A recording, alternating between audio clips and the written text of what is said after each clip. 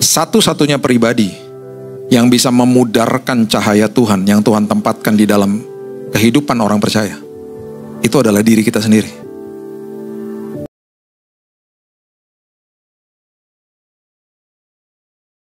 Oke, dari tadi kita bahas tentang arti daripada Immanuel, ini seri ya. Jadi nanti bisa dilihat videonya mungkin yang dari awal, karena saya lagi beberapa bulan terakhir lah gitu ya, saya sedih lah. Karena gini loh, banyak orang tuh ikut Tuhan karena ngejar tangannya Tuhan. Ngejar-ngejar pemberian Tuhan. Sama lah seperti anak-anak saya waktu mereka masih kecil, saya dipeluk sama mereka ketika saya pulang dari luar kota. Dan mereka katakan, "Daddy, I miss you." Seneng kan hatinya. Ujungnya gak enak, oleh-olehnya mana? Karena bagi mereka saya adalah sosok yang bawain oleh-oleh. Tapi ketika mereka sudah beranjak dewasa, mulai berangsur-angsur, mulai berubah. Satu hari, ini ada anak saya depan saya, jadi gak apa-apa ya saya ngomongin dia. Dari tadi saya ngomongin istri saya terus soalnya, dari tadi siang. Anak saya Keaton ini udah 17 tahun. Saya gak pernah lupa waktu dia usia 9 tahun, saya belikan dia Lego. Karena dia suka main Lego. Keluar dari toko Lego, dia tiba-tiba bilang begini sama saya, "Dad, tadi Daddy nggak bayar ya?" "Bayarlah. Kalau nggak kita nyuri namanya." "Tapi aku nggak lihat ada uang. Itu yang dedikasi kartu tuh apaan?" "Itu kartu kredit namanya." "Berarti nggak bayar kan?" "Bayarlah." "Bukannya berarti kamu nggak lihat uang berarti nggak bayar?" "Bayar. Nanti ada tagihannya datang. Kalau tagihannya datang banyak yang nangis." Terus dia mikir gitu ya. Terus dia mulai mungkin kasihan sama saya. "Dad, Daddy kalau nggak punya uang, aku punya solusi," katanya gitu. "Apa solusinya?" "Berapa minggu yang lalu aku pergi sama Oma, nih mama saya ada di sini. Aku pergi sama Oma ajak aku masuk ke sebuah tempat, ada mesin, Oma pencet-pencet mesinnya keluar uang. Oma cuman pencet-pencet, Dad, uang keluar. Jadi ke situ aja, pencet-pencet uang keluar. Aku lihat banyak banget orang suka ngantre-ngantre, pencet-pencet uang keluar, ke situ aja." Saya bilang sama dia, "Kalau kamu ke situ, kamu masukin kartu dan saldonya kamu nggak cukup, ketelan itu kartunya." Dia mulai berpikir ada konsep yang namanya bayar gitu. Saya nggak pernah lupa sampai di rumah dia nggak buka kadonya. Dia terus bilang sama saya, "Thank you, Dad, thank you." Dia tertidur di dada saya malam hari itu. Dan besok paginya baru dia buka kadonya. Dia terkesima sama saya. Bukan sama pemberiannya lagi. Pagi hari waktu dia bangun, istri saya bilang, "Wow, anak kita udah dewasa. Dia terkesima sama kamu, bukan sama pemberiannya lagi."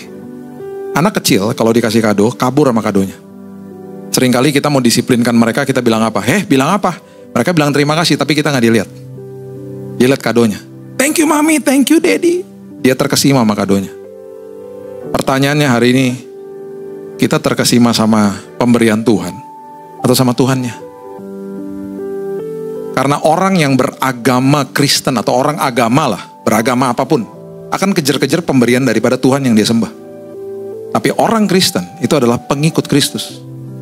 Pengikut Kristus akan kejar isi hati Tuhan. Dia akan paham, dia akan mulai bertumbuh di dalam kedewasaan rohani.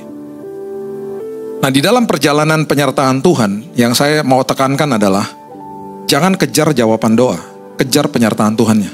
Karena di dalam proses itu, perkara paling besar dan paling indah terjadi justru di situ. Kita rasakan keintiman Tuhan, kita diubahkan sama Tuhan, paradigma kita diubahkan, kita kenal isi hati Tuhan dengan lebih lagi di zaman saat penyertaan Tuhan. Nah, di dalam perjalanan itu, ada sebuah tanda atau sebuah hal yang Tuhan berikan kepada manusia yang kita sudah sering kita bahas, yaitu terang Tuhan. Terang Tuhan itu adalah sebuah beacon, sebuah pin drop kalau di Google Map yang memberikan kita arah.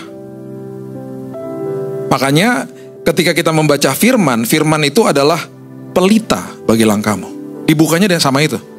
Berarti kita cuma bisa lihat langkah kita, kita lakukan firman Tuhan. Kita dikasih pelita, cuma bisa lihat langkah kita nggak bisa lihat ujungnya. Ketika kita terus ada di dalam jalan itu, kita mulai lihat langkah kita satu-satu gitu ya.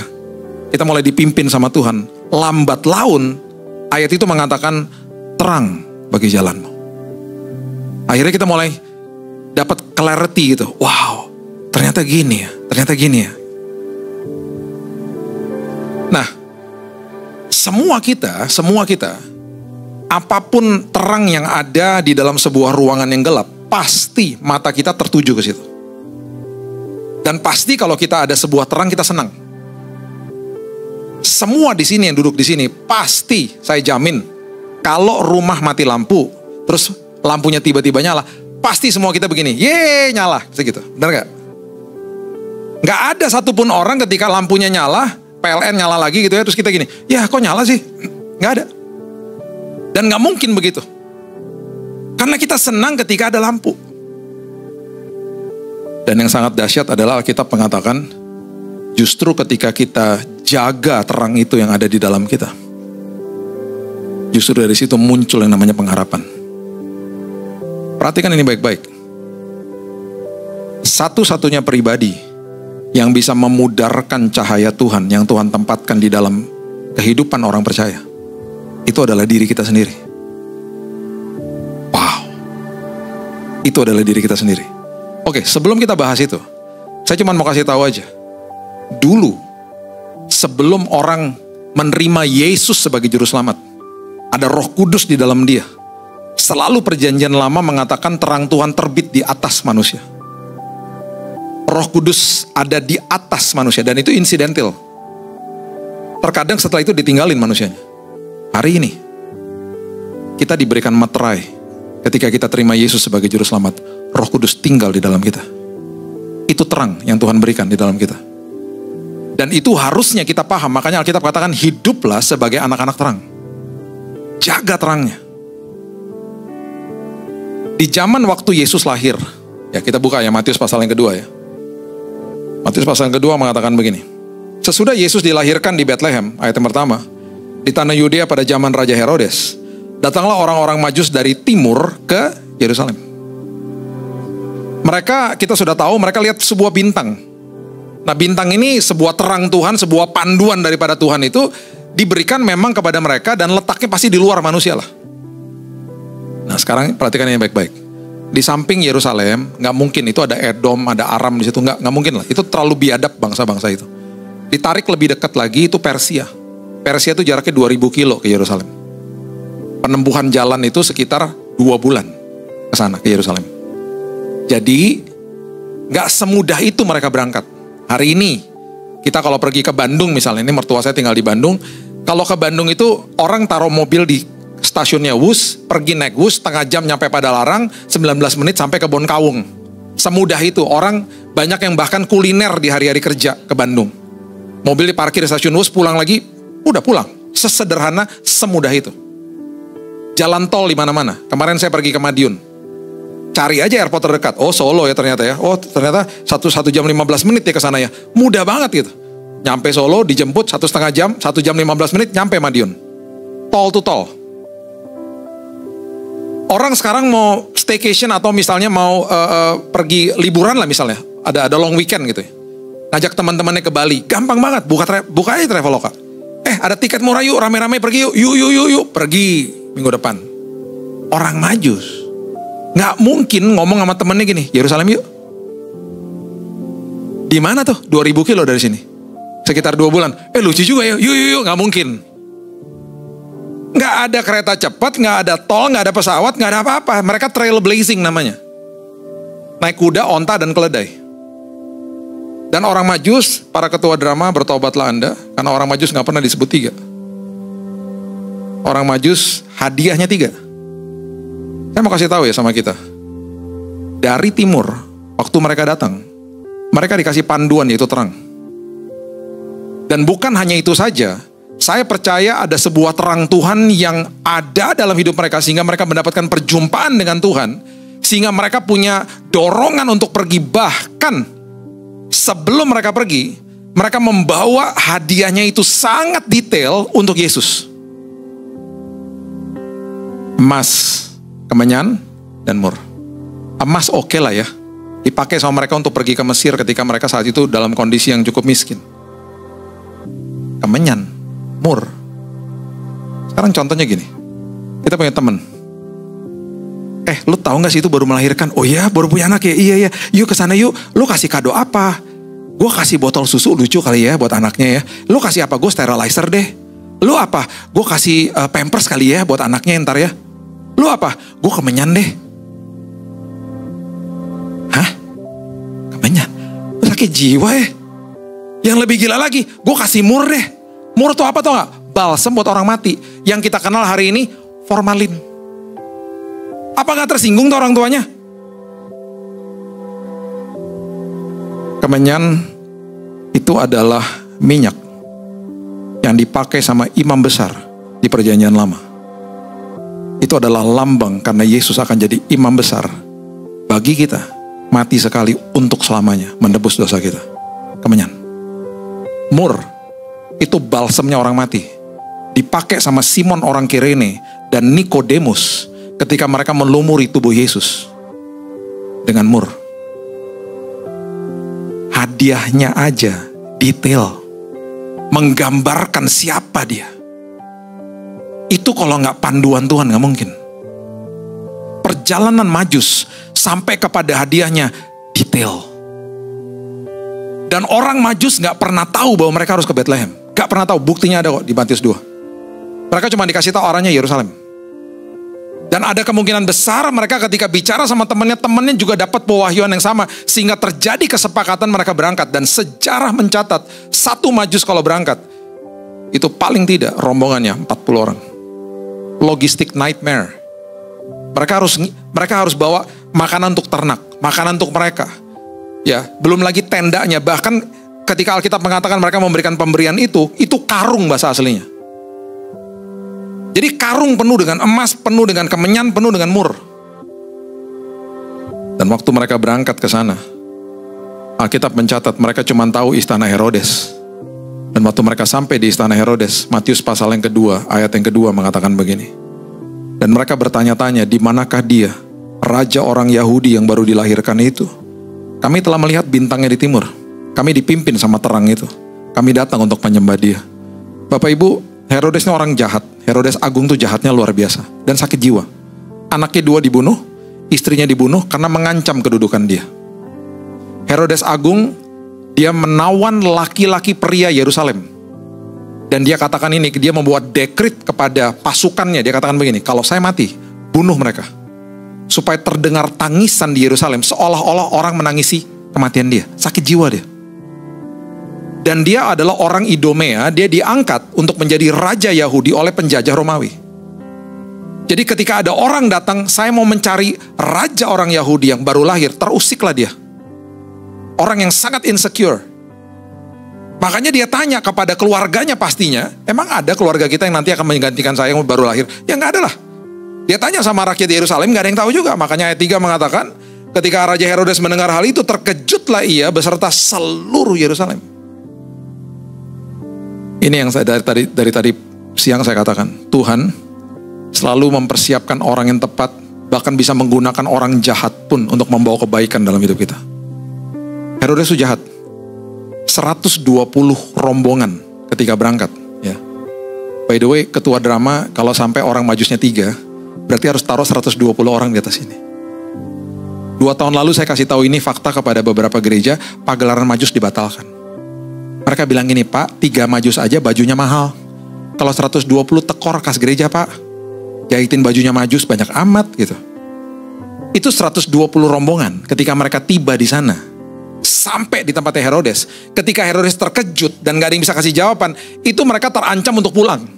Pulanglah 120. Kok bisa? Di ayat berikutnya, Herodes mendapatkan pewahyuan dari Tuhan, dan bisa-bisanya dia panggil itu ahli Taurat, dia katakan begini, guys, coba sini.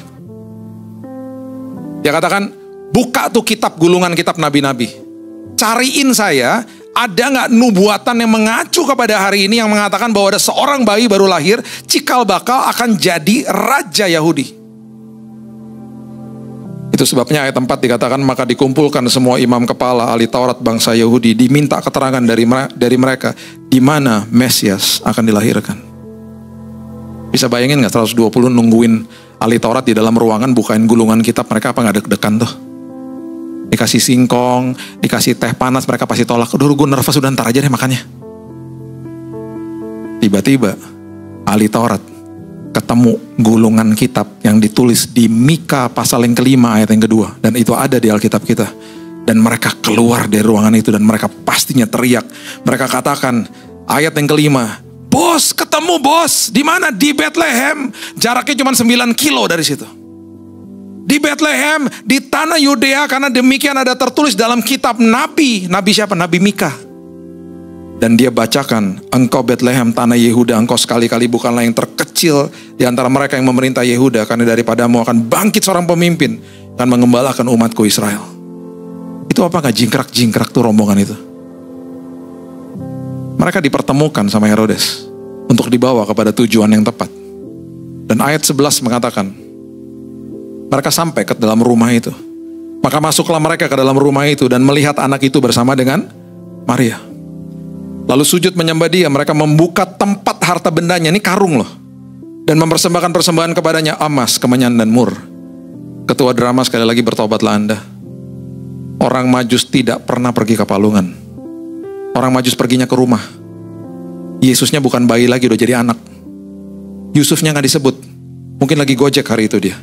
Lagi kerja. Jadi please, saya sedih banget kalau ngeliatin pagelaran Majus. Udah cuma 3. Bawa kadonya kecil. Jalannya begini. Terus mampir ke palungan. Terus ketemu sama gembala. Hai guys, mereka gak pernah ketemu sama gembala. Mereka perginya ke rumah, Yesusnya udah jadi anak. Bacalah Matius 2, cuma ditulis di situ loh orang Majus. Kenapa gak dibaca baik-baik? Gak usah angkat tangan para ketua drama. Bertobat aja, baca lagi Alkitabnya. Saya cuma mau kasih poin ini kepada kita semuanya. Sebentar kita akan buka tahun 2025. Kalau Tuhan bisa menggunakan Herodes yang jahat untuk membawa rencananya kepada orang-orang yang dipimpin sama dia, apalagi kita. Dia sudah persiapkan orang yang tepat, kesempatan yang tepat untuk kita semuanya. Gak usah takut, 2025 kita gak bisa lihat ujungnya. Tapi terang Tuhan yang ada di dalam kita, itu akan menyertai kita sampai selama-lamanya. Itu sebabnya Yesaya 60 mengatakan begini. Yesaya 60 ayat 1. Ini perbedaannya aja nih, saya cuma mau kasih perbedaannya aja. Dikatakan begini, bangkitlah, menjadi teranglah sebab terangmu datang dan kemuliaan Tuhan terbit atasmu. Hari ini, terang Tuhan ada di dalam kita. Itu sebabnya Efesus 5 ayat 8 mengatakan, memang dahulu kamu adalah kegelapan, tetapi sekarang kamu adalah terang di dalam Tuhan, sebab itu hiduplah sebagai anak-anak terang. Tadi saya udah katakan, satu-satunya orang yang bisa memadamkan terang Tuhan, itu hanya diri kita sendiri. Gimana caranya? Alkitab mengatakan dengan jelas, kalau kita nggak jaga pintu gerbang hati kita, terang Tuhan yang sudah ada di sini akan menggelapkan mata rohani kita. Sehingga banyak orang stres hidupnya. Stres hidupnya. Coba lihat ya. 2 Petrus 2 dulu coba lihat ya. Ayat 7 sampai 8. 2 Petrus 2 ayat 7 sampai 8. Mengatakan begini. Tetapi Tuhan menyelamatkan Lot orang yang benar. Tetapi Tuhan menyelamatkan kita orang yang benar, yang sudah dibenarkan. Yang terus-menerus menderita. Banyak orang menderita, orang Kristen menderita oleh cara hidup orang-orang yang tak mengenal hukum dan hanya mengikuti hawa nafsu mereka saja. Kita menderita karena kita dikelilingi sama orang-orang seperti itu maksudnya. Orang-orang yang hidup di dalam kegelapan. What happened? Look at this. Sebab orang benar ini, sebab kita orang benar ini tinggal di tengah-tengah mereka, di tengah-tengah dunia ini yang gelap ini. Dan setiap hari kita apa? Melihat dan mendengar. Tiap hari kita melihat dan mendengar perbuatan-perbuatan mereka, perbuatan-perbuatan dunia yang jahat itu, sehingga jiwa kita tersiksa. Tahun lalu, Indonesia menempati urutan pertama di dunia. Bukan Olimpiade, jangan bangga. Indonesia urutan 1 di dunia. Orang-orang yang ada di depan sosmed 5 jam per hari. 5 jam per hari. Kecuali jemaat IC. Ini muka-muka baca firman semua di sini. 5 jam per hari ngapain aja? Nomor 1 loh di dunia. Itu sebabnya ketika mata nggak dijaga, yang diserap adalah gitu-gituan, yang masuk sampah, yang keluar sampah. Input menentukan output. Mau lihat buktinya, ini ayatnya. Matius pasal yang ke-6, ayat 22 dan 23 mengatakan begini. Mata adalah pelita tubuh. Jika matamu baik, teranglah seluruh tubuhmu. Jika matamu jahat, gelaplah seluruh tubuhmu. Jadi jika terang yang ada padamu gelap, terang yang udah dikasih di dalam sini gelap gara-gara kita nggak jaga mata pendengaran, dan pendengaran kita juga yang adalah pintu gerbang hati, dikatakan betapa gelapnya kegelapan itu. Karena apa? Di sekeliling kita udah gelap. Makanya banyak orang stres. Jaga pintu gerbang hatimu. Sortir apa yang masuk lewat matamu. Dan Alkitab juga mengatakan hal yang serupa. Dikatakan begini, Lukas pasal yang ke-12 ayat yang ke-3. Dikatakan begini, ini berbicara tentang perkataan dan pendengaran. Coba lihat ini. Karena itu apa yang kamu katakan dalam gelap, wow, akan kedengaran dalam terang. Dan apa yang kamu bisikan ke telinga di dalam kamar akan diberitakan dari atas atap rumah. Maksudnya apa? Jadi gini, semua yang kita bicarakan kepada diri kita sendiri dari pendengaran kita, itu akan keluar dari mulut kita, orang akan tahu. Makanya banyak orang Kristen latahnya begini, lupa sesuatu aja, aduh mati gue, mati beneran ntar. Aduh stres gue. Oke, perhatikan prinsip ini baik-baik. Pernah gak ketemu orang, setiap kali kita ngomong, dia punya cerita lebih seru dari kita. Setiap kali kita ngomong dia gini, oh kalau gua, pokoknya tentang dia aja hidupnya. Terus lama-lama habis kita ngomong kita gini, gue capek banget nih ngomong sama nih orangnya. Karena dia bukan good listener. Dia good talker, dia adalah orang yang pandai berbicara, tetapi tidak pandai berkomunikasi. Oh dia pintar ngomong, tapi gak cakap berkomunikasi sehingga kita stres yang denger. Ada orang yang ngomongnya banyak, atau mungkin gak terlalu banyak, tapi karena dia pandai berkomunikasi, kita nagih ketemu dia. Gue pengen ketemu lo lagi dong, ketemu lo seru deh. Kamu good listener, udah gitu kalau kamu kasih input tuh baik gitu ya, enak didengar, tektoknya enak nih kita kalau ngobrol gitu. Sekarang kita balikin kepada diri kita sendiri. Watch this.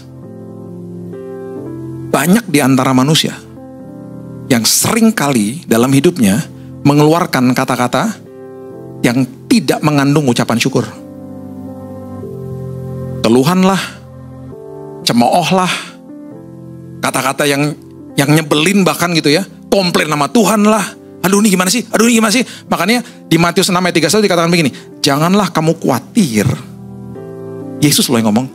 Dan berkata, ada kata itu loh, apakah yang akan kamu makan, minum, dan pakai? Dengan kata lain, Tuhan lagi kasih tau begini, kalau kamu dirudung sebuah proses hidup, kalau kamu sedang melihat masalah dalam hidupmu, kamu harus pastikan, jangan sekedar khawatir aja, kamu gak boleh juga berkata. Berkata tuh maksudnya gini, aduh gimana ya. Orang yang senantiasa mengucap syukur adalah orang yang cakap berkomunikasi dengan dirinya sendiri.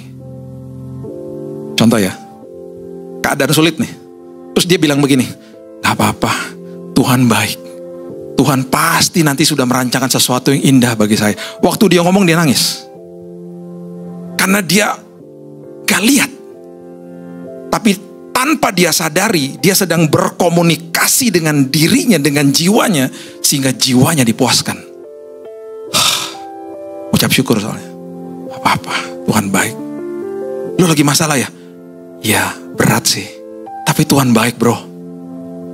Dia lagi cakap berkomunikasi dengan dirinya sendiri. Berbeda dengan orang yang senantiasa ngucapin kata-kata negatif. Iya sih, aduh gimana aku khawatirnya, aku takut nih. Dia lagi mengatakan sesuatu kepada dirinya dan dia tidak cakap berkomunikasi dengan dirinya. Iman timbul dari pendengaran akan firman Allah. Kata-kata dia mempengaruhi pendengaran dia. lambat laun terangnya pudar di dalamnya. Jelas loh Alkitab katakan, jaga matamu, jaga pendengaranmu, jaga perkataanmu. Kalau engkau jaga hal ini, terang yang ada di dalammu akan tetap berkobar. Dan itu lambat laun akan memimpin hidupmu, mengambil keputusan yang tepat. Alkitab mengatakan begini, coba lihat ini. Imamat pasal yang ke-6 ayat 13, coba lihat ya. Ini bicara soal korban bakaran, jadi ini serba pengorbanan lah zaman dulu. Harus dijaga supaya api tetap menyala di atas mezbah. Apinya biar menyala terus. Janganlah dibiarkan padam. Karena zaman itu orientasinya pengorbanan. Oke? Perhatikan yang baik-baik. Masuk ke dalam perjanjian baru, timbullah ayat-ayat transisi namanya. 1 Samuel 15 ayat 22. Tiba-tiba mengatakan begini. Obedience is far greater than sacrifice. Ketaatan lebih dahsyat daripada pengorbanan. Hosea 6 ayat 6. Hosea 6 ayat 6 mengatakan hal yang serupa. Ketaatan lebih dahsyat daripada pengorbanan. Apapun yang kita korbankan hari ini, ikutan pelayanan lah, ngorbanin ini itu buat Tuhan, gak ada artinya tanpa ketaatan. Karena sekarang dimulai dari dalam sini. Karena terangnya udah di dalam sini toh. Itu sebabnya Lukas 11 ayat 35 masuk ke dalam perjanjian baru. Alkitab katakan begini. Karena itu perhatikanlah supaya terang yang ada padamu jangan menjadi kegelapan. Keep it burning. Biarkan itu tetap menyala. Jaga pintu gerbang hatimu. Supaya engkau tetap bisa melihat beacon, pin drop-nya. Engkau tahu kemana engkau harus melangkah. Dan di dalam penyertaan Tuhan itu engkau akan kenal isi hati dia. Kalau engkau jaga pintu gerbang hatimu. Ketaatan lebih dahsyat daripada pengorbanan. Tahun 2004, anak saya Raina ini masih umurnya 4 tahun. Saya jemput dia dari sanggar melukis. Dan tiba-tiba orang yang ada di sanggar melukis mengatakan, Pak, ikutin dong Pak ke acara pameran lukisan katanya gitu. Oh ya boleh. Berapa bayarnya? 300.000. Mahal amat Mbak, 300.000. Iya Pak, itu uang registrasi. Oh ya udah. Tiba di hari di mana saya mau lihat pameran lukisan, saya belum lihat lukisan anak saya. Saya duduk seperti Bapak Ibu seperti begini. Event organizer naik ke atas panggung. Bapak Ibu terima kasih udah datang ke pameran lukisan. Sebentar kita akan buka ruangannya, silakan masuk ke dalam. Dan inilah para pelukis-pelukis katanya gitu. Paling kecil anak saya 4 tahun, paling tua 70 tahun di situ. Berdiri semua di belakang sini. Terus mereka, event organizer bilang ini, Bapak Ibu, saya sekarang berikan Bapak Ibu masuk ke dalam, dikasih waktu 20 menit. Untuk lihat-lihat lukisan yang ada di dalam. Dan Bapak Ibu selama 20 menit, itu semua lukisan dijual Bapak Ibu. Nanti ada harga-harganya. Kalau Bapak Ibu lihat sampai ada stiker warna oranye di situ, itu pertanda bahwa lukisan itu sudah terjual. Kalau Bapak Ibu mau beli, silakan hubungi staf kami. Nah, setelah 20 menit baru kami persilakan semua pelukis ini masuk ke dalam. Jadi supaya terjadi transaksi sebelum pelukisnya ada di situ. Saya masuk ke dalam. Yang saya cari apa? Lukisan anak saya lah. Saya nggak peduli yang lain-lain. Gue tahu nih anak gue ngelukis apa ya. Saya cari bagian anak-anak, ketemu tuh ada Raina, Abigail. Oh itu anak saya tuh. Terus dihargain 350.000. Lumayan kalau laku kan. Uang registrasi balik. Maaf ada Indianya jadi ada otak dagangnya. Terus saya lihat lukisannya kan dari jauh kan. Saya mulai lihat begini nih. Saya gak paham lukisan. Saya ngeliat dari depan saya gak ngerti. Dari kiri gak ngerti. Dari kanan gak ngerti. Dari bawah gak ngerti. Tiba-tiba ada perasaan begini. Kok jelek ya lukisan anak gue ya gitu. Agak-agak abstrak gitu loh. Terus sebagai bapak yang baik, saya pengen supaya lukisan anak saya terjual toh. Jadi saya cari orang tua murid yang saya kenal. Bro, apa kabar gitu. Tapi ini kurang deket sih sama yang satu ini. Jadi saya bilang ini, lihat dong lukisan anak gue nih. Dia juga ngeliatnya begitu. Cuman karena gak begitu deket, jadi agak-agak sopan dikit lah. Terus udah, gak beli. Yang kedua, ini deket nih. Apa kabar lo? Beli dong lukisan anak gue. Sampai berani ngomong gitu. Terus dia gini. Apaan tuh Bil? Agak-agak kurang ajar nih karena ini kayaknya dekat soalnya. Ya gue juga gak tahu apaan tuh gitu. Waktu berjalan, akhirnya gak ada yang beli. Event organizer datangin saya. Pak, kasihan Pak belum laku. Ya gimana Mbak? Jelek Mbak. Bukan jelek Pak, dia memang out of the box. Out of the box apaan? Emang dia begitu kalau ngelukis Pak, yang lain gak kayak dia. Dia abstraknya asik loh Pak sebenarnya. Kalau dari dunia lukisan, ya masa sih Mbak, saya gak ngerti dunia lukisan. Buktinya gak laku. Teman-temannya udah pada laku tuh semuanya. Udahlah Pak, udahlah apa? Bapak aja yang beli, enak aja. Ngapain gue beli? Di rumah juga banyak Masa gue yang beli? Ya kan kasihan anak Bapak, gak ada yang beli. Udahlah Pak. Dengan berat hati. Akhirnya saya bilang, ya udah deh, beli deh. Dalam hati saya nggak ada deh ikut-ikutan kayak gini lagi deh. Udah bayar registrasi mahal, sekarang gue yang beli juga lukisan. Udah nggak ada, ini terakhir deh udah. Nggak ada kayak gitu-ginian. Terus anak saya masuk. Dia lihat stiker oranye kan. Itu kan berarti lukisannya sudah terjual. Dia teriak dong. Dad, it's sold, terjual. Iya terjual, puas lo dalam hati, puas lo. Iya terjual sayang. Udah tanya, yang beli siapa Dad? Daddy. Oh dia makin senang. Thank you Dad, thank you so much, thank you katanya gitu. Kok kamu senang banget sih? Ya karena I made it for you. Dan waktu aku lagi ngelukis, aku ingat Daddy. Dalam hati saya, sejelek itukah saya? Seabstrak itukah saya nak? Ngelukis ingat Daddy, makanya jadi pantesan ada kayak ada makhluk-makhluk yang ada botak-botak kayak gitu. Maaf ya Bapak Ibu kalau saya seperti bohlam lampu di sini. Istri saya selalu bilang sama saya, itu pakai bedak kenapa sih, kasihan jemaat. Kamu kena pantulan lampu tuh jadi mengkilat toh nggak kepalanya. Jemaat silo. Maaf ya, anggap aja urapan Tuhan. Bapak Ibu, lukisan itu setelah 1 bulan pameran dikirim ke rumah saya. Dan lukisan itu gak pernah turun dari tembok di rumah saya. Sekarang ada di kamar atas. Kenapa? Karena saya gak pernah lupa dia katakan, Dad, I made it for you. Aku buat itu untuk Daddy.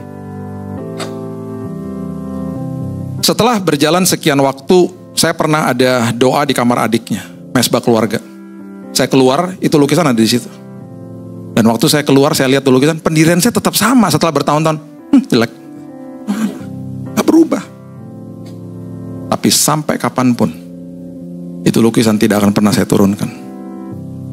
Bapak Ibu, hari ini kita datang ke ICI. Tadi kita nyanyi sama-sama ya. Sama Dave, sama Marlon, suara mereka keren-keren banget. ICI worship keren banget. Suara kita kan jelek-jelek. Sama Tuhan diambil, dipajang di tembok sorga. Yang komplain siapa? Malaikat.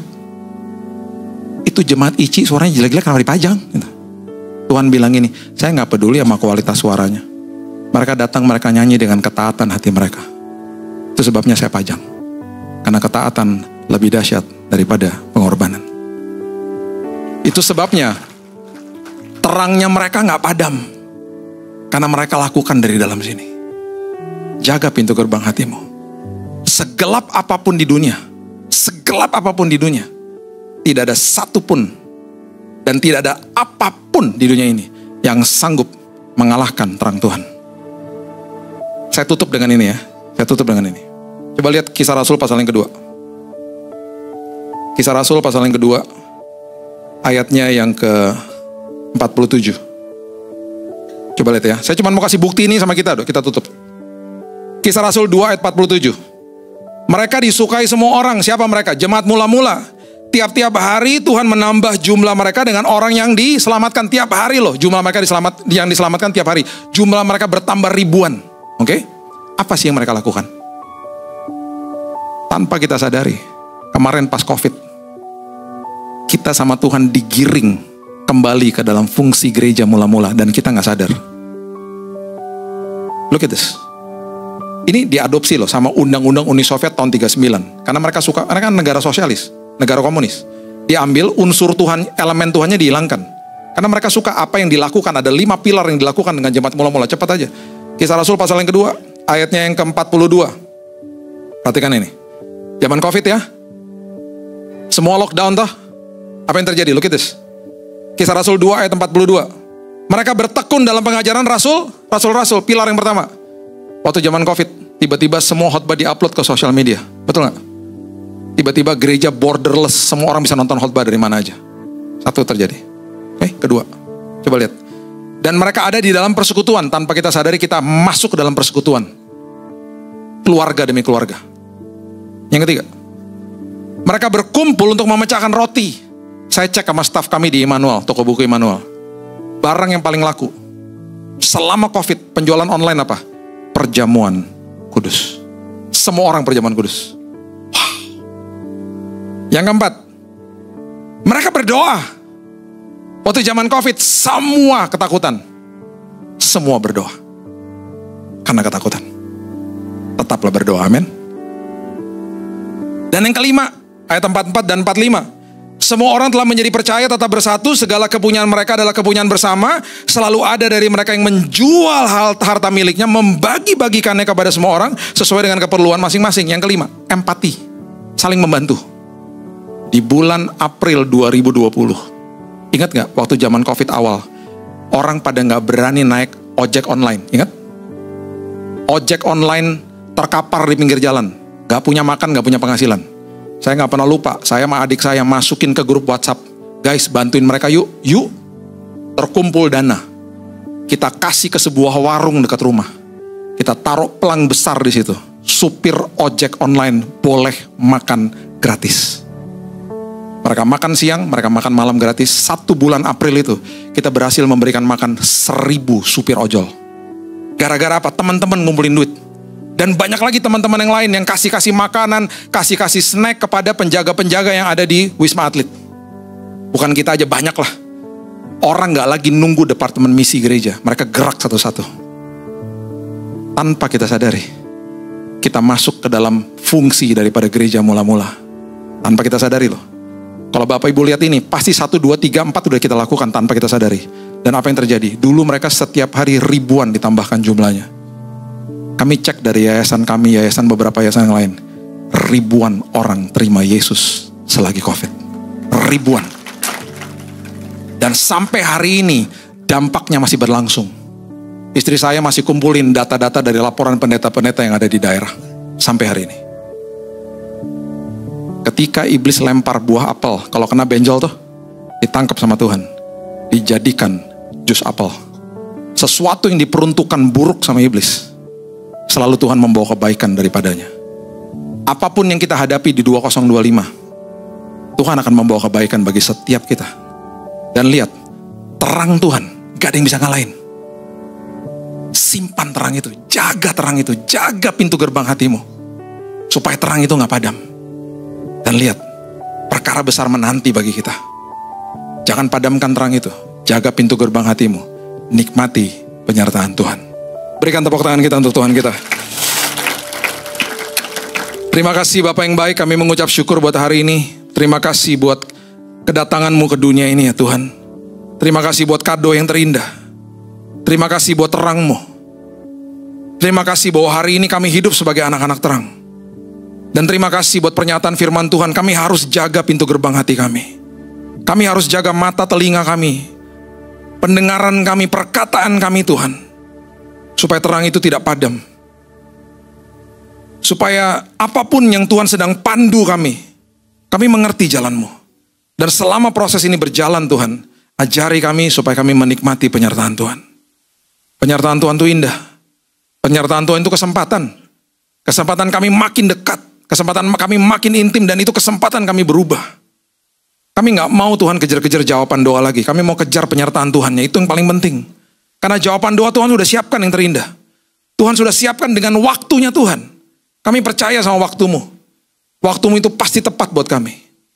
Ajari kami untuk merespon Tuhan, perjalanan iman kami dengan respon yang benar. Kami gak mau Tuhan mengotori hati kami dengan hal-hal yang ada di dalam dunia ini. Ajari kami supaya kami sortir apa yang masuk Tuhan. Meteraikan firman ini ya Tuhan. Karena kami juga sudah dimeteraikan sama Roh Kudus. Hanya di dalam nama Tuhan Yesus, kami sudah berdoa dan mengucap syukur. Kita sama-sama katakan, amin. God bless you.